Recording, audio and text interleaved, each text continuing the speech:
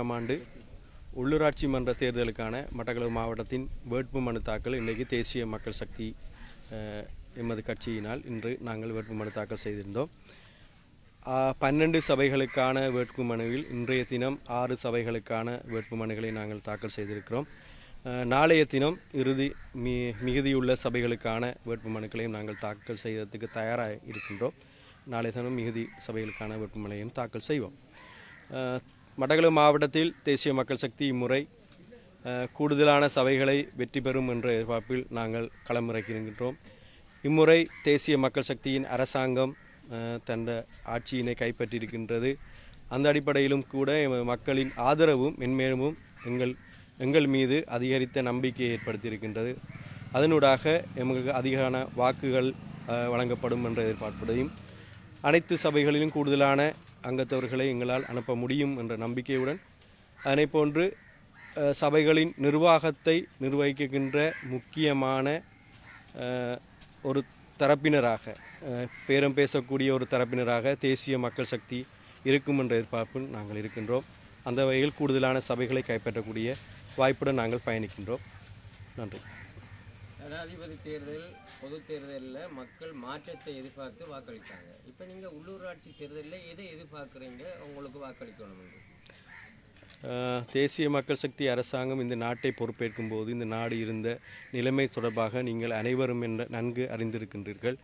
இப்போது அந்த நிலைமையிலிருந்து முன்னோக்கி நாங்கள் நகர்ந்திருக்கின்றோம். அதே நேரம் நிதிகளை மோசடி செய்யாத, அதே நேரம் வீணடிக்காத ஒரு அரசாங்கமாக இந்த தேசிய மக்கள் சக்தி அரசாங்கம் இருக்கின்றது. அந்த அடிப்படையில் நாங்கள் மாற்றத்தை ஆரம்பித்திருக்கின்றோம்.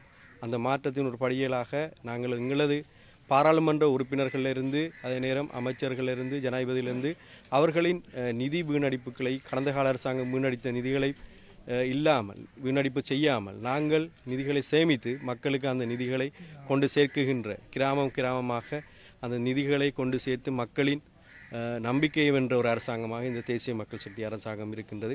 மக்களின் அரசாங்கமாக இந்த தேசிய மக்கள் சக்தி அரசாங்கம் இருக்கின்றது. விஷயம் நிச்சயமாக பெரும்பான்மையான சபைகளை கைப்பற்றக்கூடிய சந்தர்ப்பம் எங்களுக்கு இருக்கின்றது.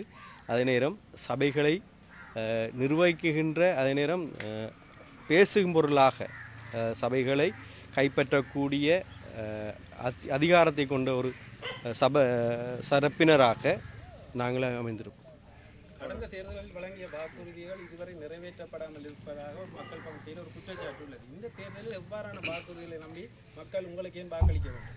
நிச்சயமாக மக்களிடையே இந்த சொல்லப்படுகின்ற நம்பிக்கையின்மை கிடையாது. கடந்த சிறு தேர்தலிலும் கூட கோஆபரேட்டிவ் சொல்லக்கூடுகின்ற கூட்டுறவு சபைகளுக்கான தேர்தல்களிலும் கூட கூடுதலான தரப்பினர் நாங்கள் வெற்றி அடைஞ்சிருக்கின்றோம். ஆனால் மக்கள் மத்தியில் நாங்கள் தொடர்ச்சியாக மக்களின் அபிப்பிராயம் வென்ற ஒரு கட்சியாக நாங்கள் அரசாங்கமாக இருக்கின்றோம். எதிர்க்கட்சியினர் குழப்புகின்ற ஒரு செயற்பாடுகளைத்தான் இதுவரை அவர் செயற்படுத்தி கொண்டிருக்கின்றார்கள்.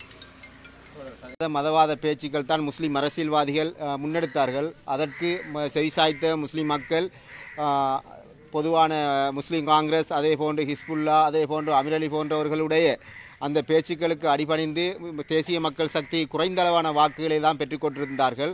இம்முறை பிரதேச சபை தேர்தலிலே பொதுவாக அந்த பேச்சுக்கள் எல்லாம் பொய்யாக்கப்பட்ட பேச்சுக்களாகவும் மதவாத பேச்சுக்களாகவும் கருதப்பட்டு முஸ்லீம் பிரதேசங்களிலே பொதுவாக தேசிய மக்கள் சக்திக்கு அதிகப்படியான வாக்குகளை முஸ்லீம் பிரதேசங்களில் வாக்களிக்க மக்கள் காத்திருக்கின்றார்கள் என்ற செய்திதான் உண்மையான செய்தியாக தேர்தல் முடிவுக்கு பிற்பாடு காணப்படும் என்பது எனது கருத்தாக இருக்கின்றது. அதே போன்று தோழர்கள் கூறியதே போன்று கடந்த ஜனாதிபதி தேர்தல், பாராளுமன்ற தேர்தலில் கொடுத்த வாக்குறுதிகள் நிறைவேற்றப்பட்டதா என்ற ஒரு கேள்வி எழுப்பப்பட்டது.